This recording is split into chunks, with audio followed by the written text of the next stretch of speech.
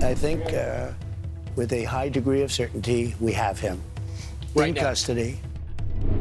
I'm grateful that at this moment we have an opportunity to bring closure to this very dark chapter in our nation's history. This is Today As It Happened. Good Friday evening to you. I'm Stephanie Liebergan here with your chronological look at the biggest events and stories from the day. From law enforcement taking a suspect into custody for the assassination of Charlie Kirk to mourners in Phoenix, Arizona paying tribute to the slain conservative activist. But first this morning, Utah Governor Spencer Cox held a press conference detailing the police's efforts to identify and arrest the man accused of killing Charlie Kirk. Good morning, ladies and gentlemen. We got him. On the evening of September 11th, a family member of Tyler Robinson reached out to a family friend who contacted the Washington County Sheriff's Office with information that Robinson had confessed to them or implied that he had committed the incident. This information was relayed to the Utah County Sheriff's Office and scene investigators at Utah Valley University. This information was also conveyed to the FBI. Investigators reviewed additional video footage from UVU surveillance and identified Robinson arriving on UVU campus in a gray Dodge Challenger at approximately 8:29 a.m. on September 10th, in which he is observed on video in a plain maroon t-shirt, light-colored shorts, a black hat with a white logo, and light-colored shoes. When encountered in person by investigators in Washington County on September 12th, in the early morning hours, Robinson was observed in consistent clothing with those surveillance images. Investigators interviewed a family member of Robinson who stated that Robinson had become more political in recent years. The family member referenced a recent incident in which Robinson came to dinner prior to September 10th, and in the conversation with another family member, Robinson mentioned Charlie Kirk was coming to UVU.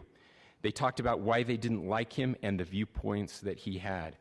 The family member also stated Kirk was full of hate and spreading hate. The family member also confirmed Robinson had a gray Dodge Challenger. Investigators identified an individual as the roommate of Robinson. Investigators interviewed that roommate, who stated that his roommate, referring to Robinson, made a joke on Discord. Investigators asked if he would show them the messages on Discord. He opened it and showed several messages to investigators and allowed investigators to take photos of the screen as each message was shown by Robinson's roommate.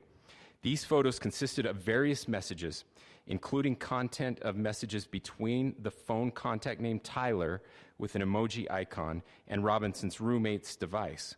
The content of these messages included messages affiliated with the contact Tyler, stating a need to retrieve a rifle from a drop point, leaving the rifle in a bush, messages related to visually watching the area where a rifle was left, and a message referring to having left the rifle wrapped in a towel.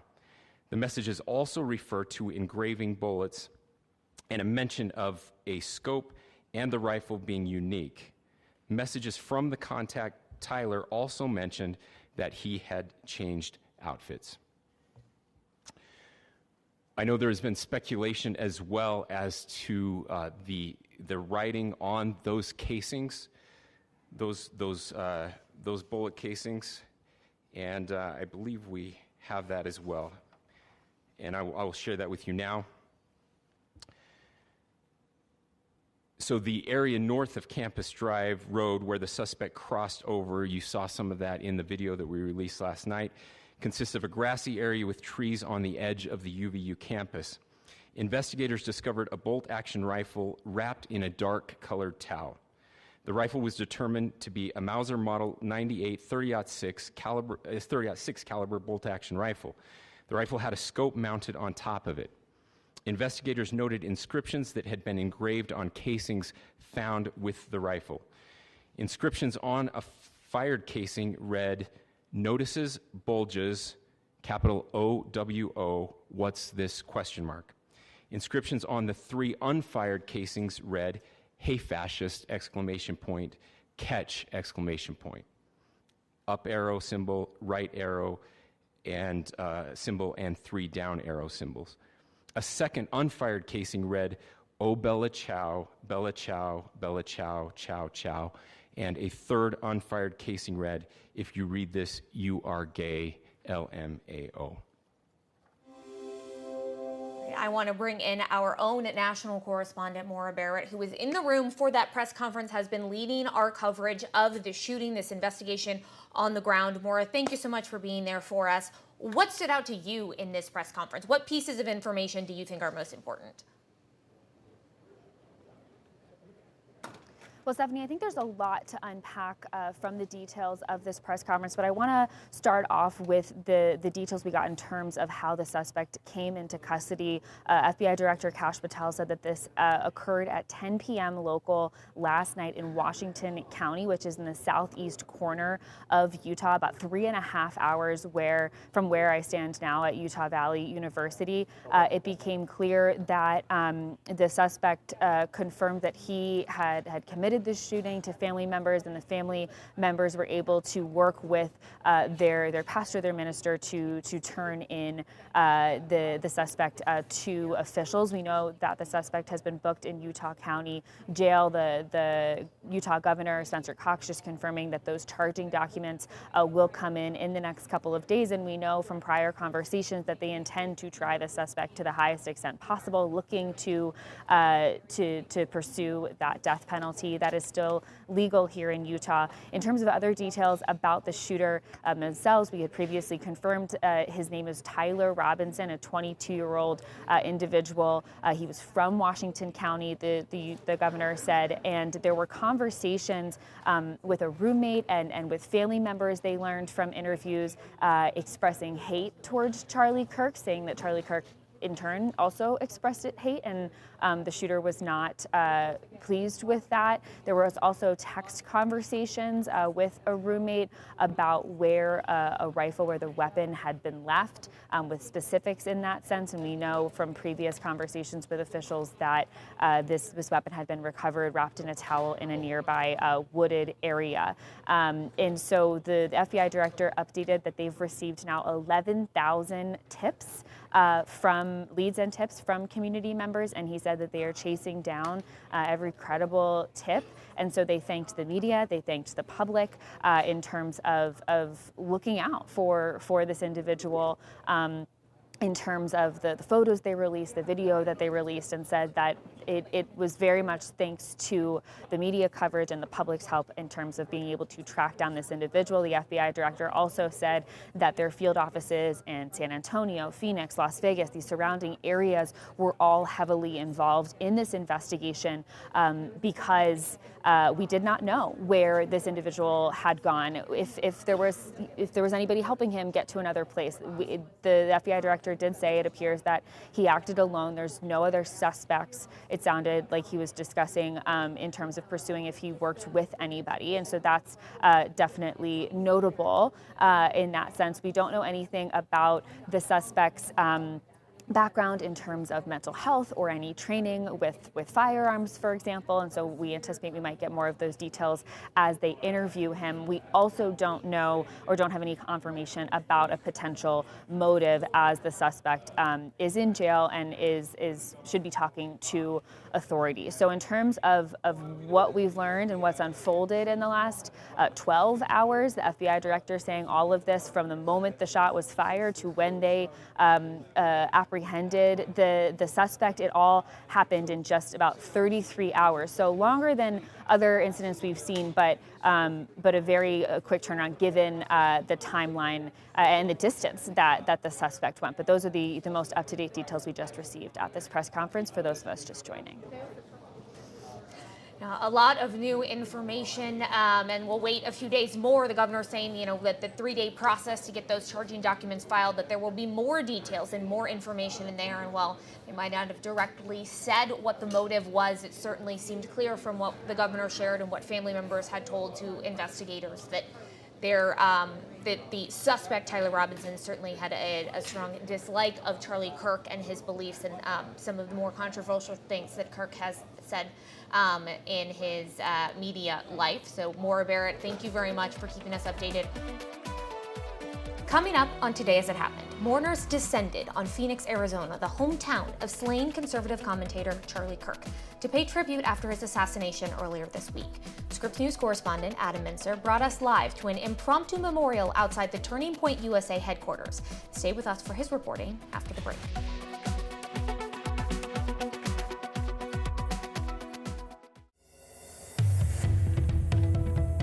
Really heartless act, and I feel so sad, and I feel like when we're trying to be silenced, we need to come together as a whole and be a family. We're continuing to follow breaking news of a suspect in custody, suspected of shooting conservative activist Charlie Kirk earlier this week. I want to go to our Scripps News Group, Adam Mincer. He is joining us now from Phoenix, Arizona, where he is outside the Turning Point headquarters. Of course, Turning Point USA, the organization that Kirk founded that advocated for conservative causes on high schools and on college campuses. Adam, thanks for joining us this morning. You've been outside the headquarters there. How are people reacting? Are people just coming up? I see there's, a vigil, it looks like, behind you. What are people saying?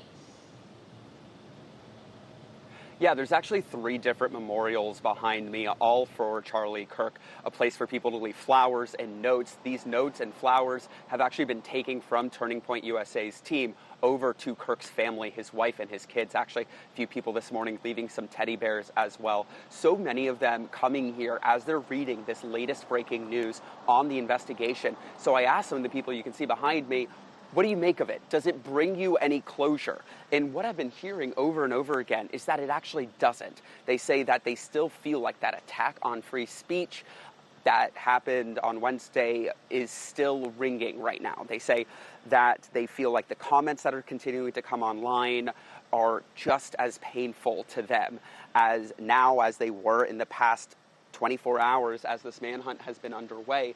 The emotions I'm seeing today really still paralleling the ones I was seeing yesterday morning when I was out here. For reference about how much this memorial has grown, I'd say this is about 2 or 3 times on each of these individual areas more than I was seeing at this time yesterday. People were coming out. I mean, it is hot in Arizona right now. We are hitting 100-degree days, but that hasn't stopped anyone, whether it's the morning hours, afternoon, evening hours, coming out in support. A lot of the notes there is calling Kirk a true patriot, a bastion of free speech. Actually, what's been interesting today, though, is a lot of people saying that they were coming here not because they supported Kirk, but because they just wanted to see for themselves the outpouring of support. A lot of curiosity continuing to build as this investigation continues, and we continue to try to learn more. Scripps News Group's Adam Mincer for us live from Phoenix, Arizona, outside the headquarters of Turning Point USA. Thank you very much. The man accused of assassinating Charlie Kirk is being held at the Utah County Jail. Authorities arresting 22-year-old Tyler Robinson on suspicion of aggravated murder charges, obstruction of justice, and firearms charges. That according to a court affidavit that was just released.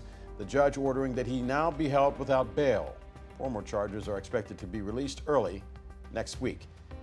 That is just one side of this story, by the way. The other side, of course, is playing out in our political discourse. Scripps News White House correspondent Haley Bull is live for us in Washington, D.C. And Haley, how is the Trump administration responding to Charlie Kirk's suspected killer now being caught? Yeah, Adele, President Trump announcing that arrest during an interview with Fox and Friends this morning, where he said he hopes that the suspect receives the death penalty. Trump, who also continued his praise of Charlie Kirk, giving him credit for the youth vote, also noted he intends to go to Kirk's funeral. Vice President J.D. Vance, of course, flew to Utah yesterday to be with Kirk's family and accompanied them aboard Air Force Two with Kirk's casket. Vance considered Charlie Kirk someone he called a, quote, true friend. And the vice president released a statement after that arrest on X, saying he was grateful to officials for the time and resources in this case, saying, quote, this is a big breakthrough, and everyone who helped, from the law enforcement professionals to the people giving tips, deserves our credit and gratitude. In some ways, the investigation is still in the early days, but I do believe we have the shooter in custody. Say a prayer for Erica Kirk and those 2 beautiful babies. We took a big step this morning in getting justice for Charlie and for his family. Thanks be to God for that. Charlie Kirk, of course, as we have been saying over the past couple days, is someone who was considered close with many people within the Trump administration and a very influential conservative voice, particularly among the youth with his creation of Turning Point USA. So we are continuing to follow for any updates from the White House today on that front, Del. Haley, the president also talking about the other story that we just mentioned, sending more National Guard troops into other cities across this country. Of course, it began with Washington, D.C., where you are. What can you tell us about that? Well, the White House isn't offering further details on what that plan specifically looks like, but the president announcing that the next city he intends to send the National Guard and federal resources to would be Memphis, Tennessee. It is one of a number of cities Trump has hinted at over the past several weeks. Notably, he has often talked about Baltimore, Chicago, which he says he would have preferred, and New Orleans, and indicated he wanted to be asked to send those resources. In that same interview this morning, the president claimed the mayor and governor are happy about this. Memphis is, of course, in a Republican-led state, but Democratically led itself. We are hearing from the governor this afternoon. Governor Lee noted that he has been in contact with the administration for months to develop what he called a, quote, multi-phased strategic plan to combat crime. Lee saying that this will include the Tennessee National Guard, the FBI, Highway Patrol, and local police, noting that he has authorized more Highway Patrol in the area to work with police on what he called Operation Viper, which he described as an FBI mission with a task force. The governor stating, quote, I'm grateful for the president's unwavering support and commitment to providing every resource necessary to serve Memphians, and I look forward to working with local officials and law enforcement to continue delivering results. Now, we have reached out to the mayor's office as well for their reaction, but local media, Del, reported just on Thursday that the mayor stated that he was informed that the governor and president were considering this deployment to Memphis, saying, quote, I'm committed to working to ensure any efforts strengthen our community and build on our progress. So we are following for any details. The National Guard not providing any updates at this point. But take a listen to what the president said earlier when he made this announcement. We're going to Memphis. Memphis is That's the next city. Deeply troubled. And the mayor is happy. He's a Democrat mayor. The mayor is happy. And the governor, Tennessee, the governor is happy. Deeply troubled. We're going to fix that just like we did Washington. I would have preferred going to Chicago. I said, let me ask you a question. So we're going to Memphis. I'm just announcing that now, and we'll straighten that out. National Guard? National Guard and anybody else we need. And by the way, we'll bring in the military, too, if we need it. And as you mentioned, Del, the president had already activated those resources here in Washington, D.C., but also previously the National Guard in L.A. That is something that has been tied up in legal challenges as well. Del? Scripps News White House correspondent Haley Beauforce. Haley, thank you very much. Coming up on Today As It Happened, the Senate has gone nuclear once again. Scripps News congressional correspondent Nathaniel Reed has the story of how Republicans in the chamber changed the rules to allow some of President Donald Trump's nominees to speed through to confirmation. His reporting after the break.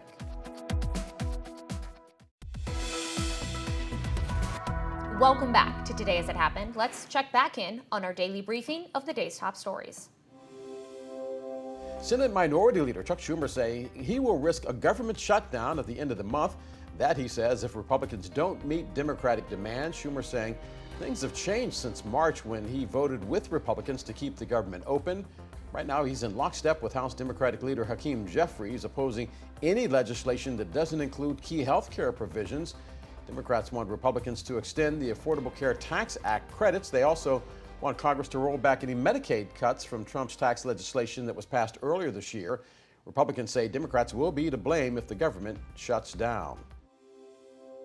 A huge change in precedent on Capitol Hill as Senate Republicans took a big step this week to make it easier to confirm President Trump's nominees. On Thursday evening, Senate Republicans invoking the so-called nuclear option, changing the Senate's rules to allow multiple Trump administration nominees, from ambassadors to U.S. attorneys and virtually all appointments below the cabinet level, to be confirmed in bulk. all at the same time. The rules change, however, not affecting lifetime federal judge nominations. Senate Majority Leader John Thune defending the move Thursday, blasting Democrats for stalling on confirming President Trump's nominees. Do you guys like the fact that we're a personnel department? That the Senate spends 2/3 of its time on nominees? To finish just the nominees in the pipeline today, between now and the end of the year, we would have to cast another 600 votes. Despite claims from Senate Republicans, Democrats have insisted they are not stalling, instead performing necessary due diligence and close examination of all of Trump's nominees. Now that the rules have been changed, senators say the role of the Senate's constitutional duty to confirm the president's nominees could change dramatically. On the flip side of this, I mean, do you think a future Democratic administration could now have an easier time getting their nominees confirmed? Yes. What is both good and bad about this is it means we will spend a lot less time on nominations. It will clear up the floor, and it would mean that a future Democratic administration, should there be one, will not have the frustrating experience of the Biden administration, where many of their nominees were never confirmed. Though Senate Republicans say under the new rules they plan to confirm a maximum of 15 nominees at the same time, Democrats warn that Republicans could change their tune and decide to confirm hundreds of Trump's nominees all at the same time, leading to less scrutiny of Trump administration officials. Nathaniel Reed, Scripps News Group, Washington. We'll be right back to continue our rundown of today's top stories on Today As It Happened.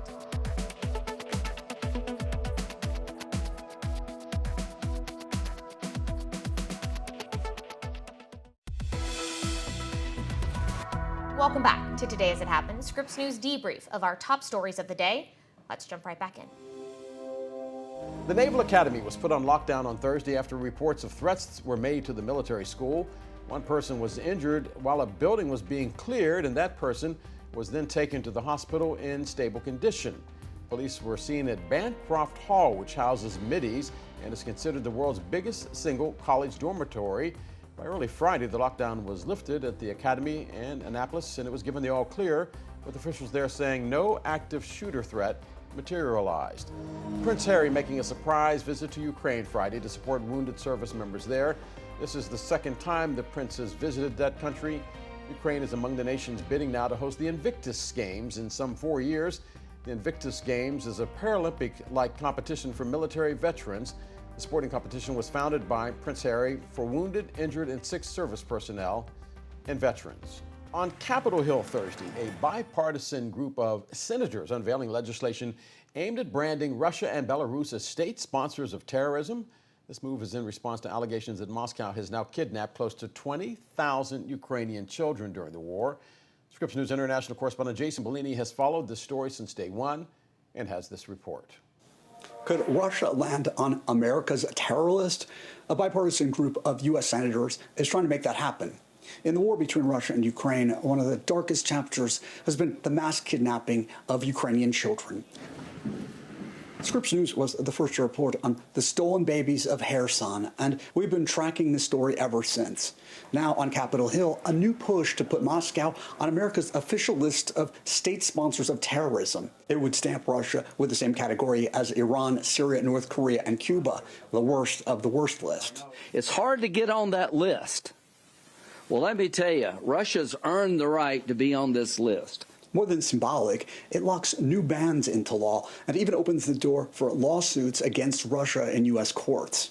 What does it matter to be state sponsor of terrorism under U.S. law? Your economy is radioactive. You do business with Russia at your own peril. Had this bill been in force a month ago, would President Putin have been allowed to set foot on American soil in Alaska? That's a good question. Probably not. And let me just say this. I don't care how we end the war as long as we end it justly. The children come home. We've tried the red carpet approach. It ain't working. There's more attacks today than there were before. If you want to vote no, we will make you famous. With nearly 20,000 Ukrainian children still missing, senators say this legislation is about maximizing pressure and hastening a just end to the war. Jason Bellini, Scripps News Group, Washington. In Florida, the trial for the man accused of trying to assassinate President Trump is now underway. Both opening statements and testimony from the first witnesses are now in the books. Ethan Stein of our Scripps News Group was inside the courtroom and has this report.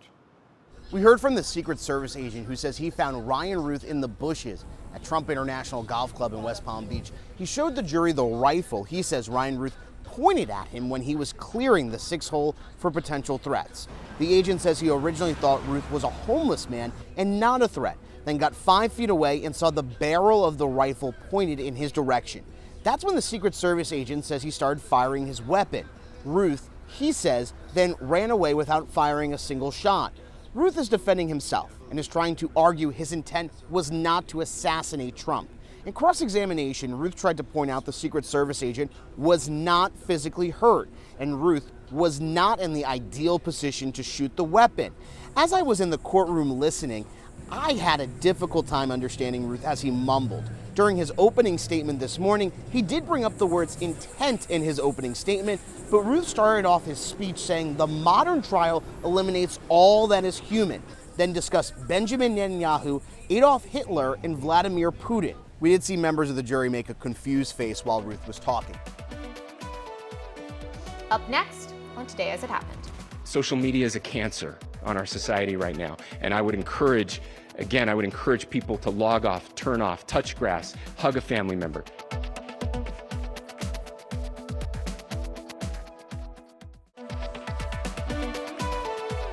Welcome back to Today As It Happened. Let's check in on our daily briefing of today's top stories.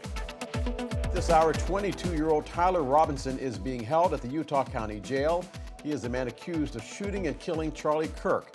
At this morning's news conference announcing the arrest, Utah's Governor Spencer Cox talked about the dangers of social media. Let's listen to what he had to say. We are not wired as human beings biologically, historically.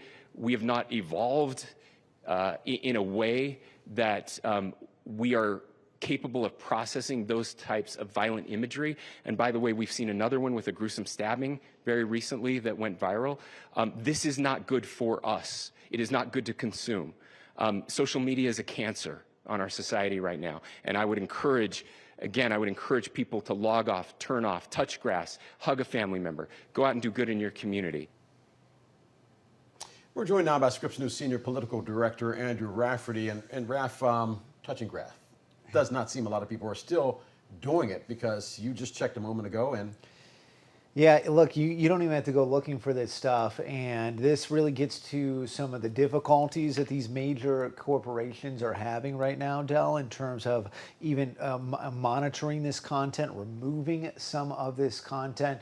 Yeah, just a few moments ago, you can still see that video, that fatal shot to Charlie Kirk. And along with the difficulty, it also has to do this idea of seeing these very violent scenes play out right before our eyes. And certainly political assassinations are not new to this country, and having them captured on film goes all the way back to JFK, if not earlier. But the difference, I think, is that number one, the technology is continuing to improve so much that the quality of the images is much more graphic and disturbing, and it's much more ubiquitous. And the governor said not only Charlie Kirk, but he was also referencing the attack in Charlotte, that between cell phone cameras and then security cameras, so much more of this is getting caught on tape. And I think that, as he alluded to, does have a much bigger impact on sort of the American psyche,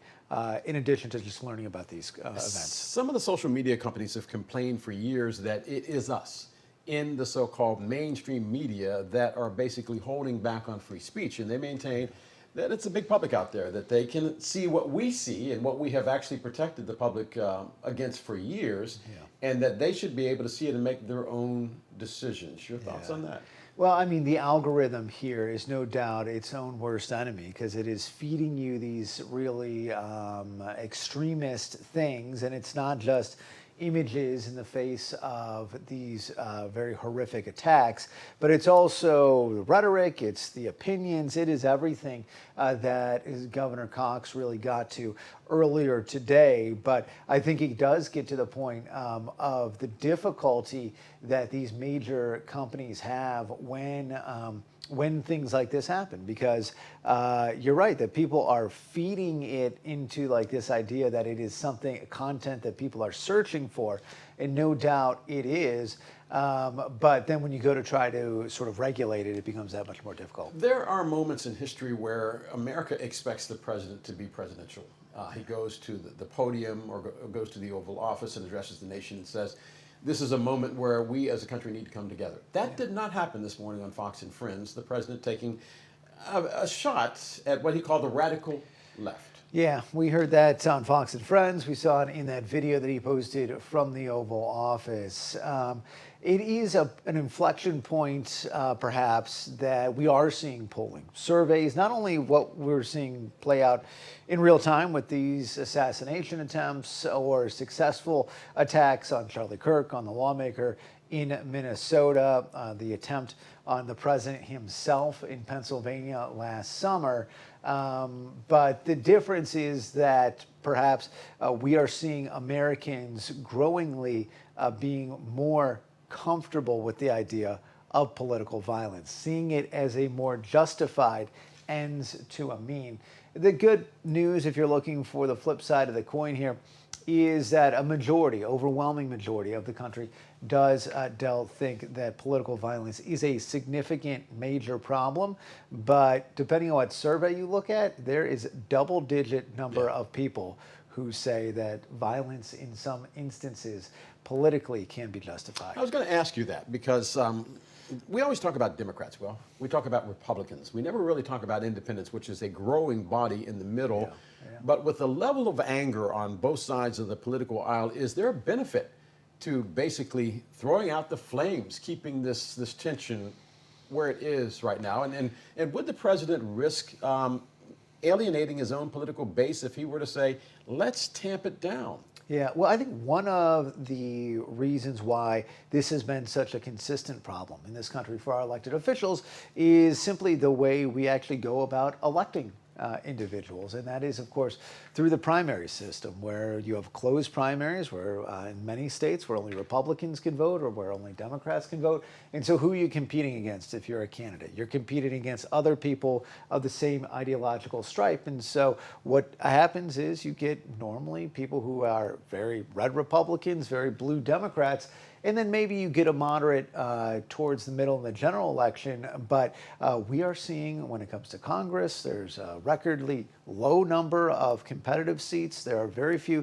districts that Joe Biden or that Donald Trump won that are currently held by a Democrat. And so the sort of reward for coming towards the middle is pretty small right now in American politics. I date back to the 60s, the assassinations of JFK and RFK and MLK, John F. Kennedy Jr., Martin Luther King, Robert F. Kennedy. After those assassinations, there was an attempt, especially if you take, for instance, the assassination of Martin Luther King, where Robert F. Kennedy went to Indianapolis and said, let's calm down. I speak from a family that has seen what political violence can do. Is there anybody rising up through the ranks right now that could seize on what really would be a great political moment to be a leader?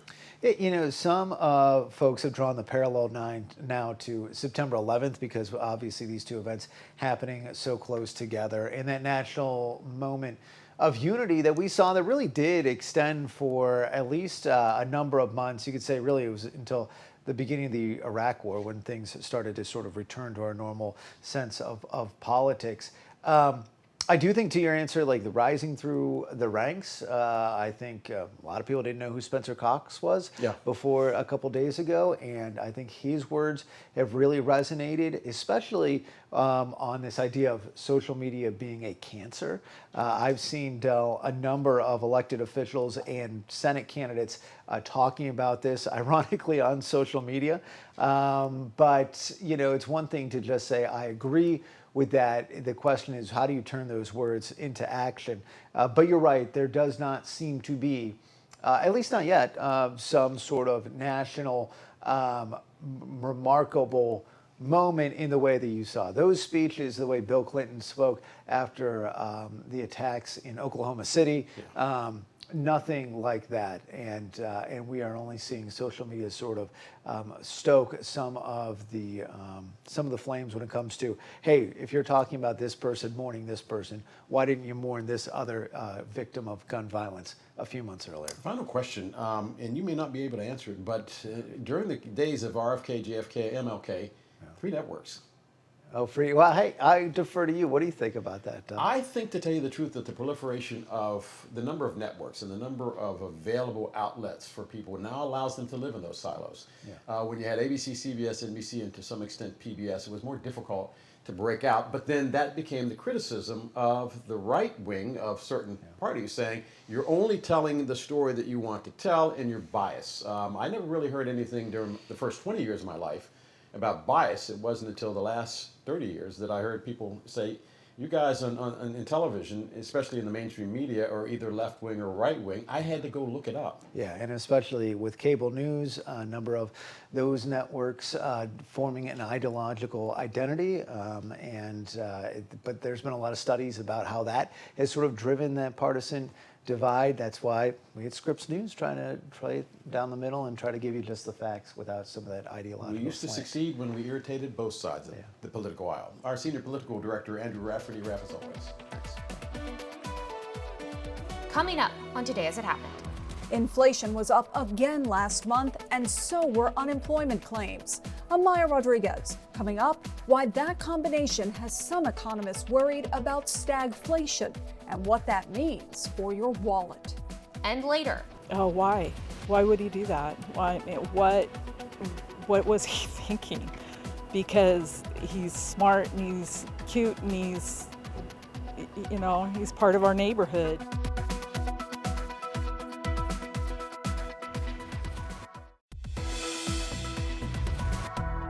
Welcome back to Today As It Happened. I'm Stephanie Liebergen. Let's jump right back into our rundown of the day's top stories. New numbers out Thursday are being called a double whammy of troubling economic indicators. Inflation is up. Finding a job is getting more and more difficult. Scripps News Global Affairs correspondent Maya Rodriguez is live with us in our Washington newsroom. And Maya, that combination can spell trouble for the economy. Yeah, Del, it can. It can also spell trouble for consumers. So economists are concerned about 2 separate pieces of federal data released on Thursday. They showed rising prices and an increase in unemployment claims. That's a troubling combination that presents a challenge for both consumers and the Federal Reserve. Inflation continues to tick up, and new federal data shows a growing number of people are out of work. That combination is causing concern about the potential for stagflation. Stagflation is when the economy is weakening, weakening labor market, weakening GDP, but also we're seeing rising prices. Consumer prices were up 2.9% in August compared to a year ago, rising at their fastest pace since January. Meanwhile, separate federal data showed 263,000 people submitted jobless claims last week, the most since October of 2021. Those conditions point to stagflation, but a milder version than what Americans saw a half-century ago, says financial analyst Stephen Cates. You could call that stagflation, but it is a far cry from the stagflation that is sort of built into the history books from the 70s and 80s. The dual data indicates a challenging environment for consumers. Stagflation is really a 1-2 punch for consumers. And we can think about this as like a gut punch and then taking one right to the chin. Economic professor Abby Hall says the data is also a potential headache for the Federal Reserve, which would typically raise interest rates to curb inflation, but lower interest rates to help support a weakening jobs market. The Fed has a really difficult task of trying to balance these two. And when you have an occasion where both are rising, the policy prescription is really unclear. The Federal Reserve will meet next week and announce its interest rate decision on Wednesday. That Fed announcement will be watched closely. A number of analysts expect the central bank to announce a 1/4 percentage point cut next week. Del? I'm watching shrinkflation as well. Those packages are getting smaller. The price tags are not. our global affairs correspondent, Maya Rodriguez. Maya, thank you very much. Time now for a look at some of the other stories that we're following for you at this hour. Black lawmakers are calling for a federal investigation into threats made to historically black colleges and universities. At least 6 HBCUs canceled their classes Thursday after receiving threats. Their campuses locked down. The Congressional Black Caucus wants the Justice Department and the FBI to investigate. The FBI calling the threats hoaxes, but it says it takes them very seriously.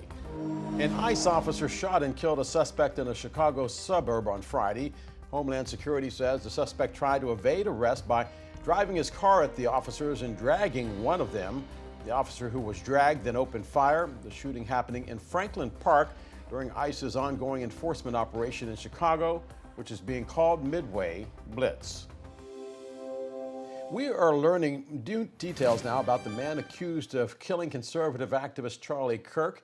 Authorities believe that 22-year-old Tyler Robinson is the shooter. Utah's governor saying investigators believe that Robinson acted alone and had an extensive plan of what he wanted to do. Robinson reportedly expressed opposition to Charlie Kirk's conservative viewpoints in the past, both in person and on social media. I am very much in shock that this was so close to home. Our youth, we have a really close-knit group of youth. So first, I kind of want to set the scene for you. Where we are now is actually a little outside of St. George in Washington, Utah, because this is the home of where that suspect, Tyler Robinson, lives. It's about 2 hours away from Las Vegas, and we've been here all morning and have seen law enforcement posted here throughout the day. You still see some officers here and some trucks. Now, it's fairly quiet with neighbors coming by to take a look, and it appears to be pretty close-knit with several who are part of the LDS Church, now surprised by what police say happened. Now, the governor held a news conference earlier, and we learned a lot of new information about the case, starting with how quickly an arrest came, just 33 hours from the time Charlie Kirk was shot and killed. In interviews with family, they found out Robinson had recently become more political. Investigators say he told family why he didn't like Charlie Kirk and that he was coming to Utah Valley University as part of a tour across college campuses. Now, according to a statement from Utah State University, Tyler James Robinson attended the school for one semester in 2021, and the governor said he is not a current student. Now, I spoke with one of his neighbors who was surprised at his arrest. Oh, why? Why would he do that? Why? What was he thinking? Because he's smart and he's cute and he's part of our neighborhood, I saw him grow up. I would have never have thought that. Would think that his family would be very hurt. I have a lot of sympathy for his family right now, his parents and his loved ones, that they have to really be hurting. Now, investigators have charged him with aggravated murder, felony discharge of a firearm, and obstruction of justice. This investigation is ongoing. Stay with Scripps News for the latest. For the Scripps News Group, I'm Justin Hinton. Thank you for joining us this evening for Today As It Happened. I'm Stephanie Liebergen. Have a great Friday night and a restful weekend.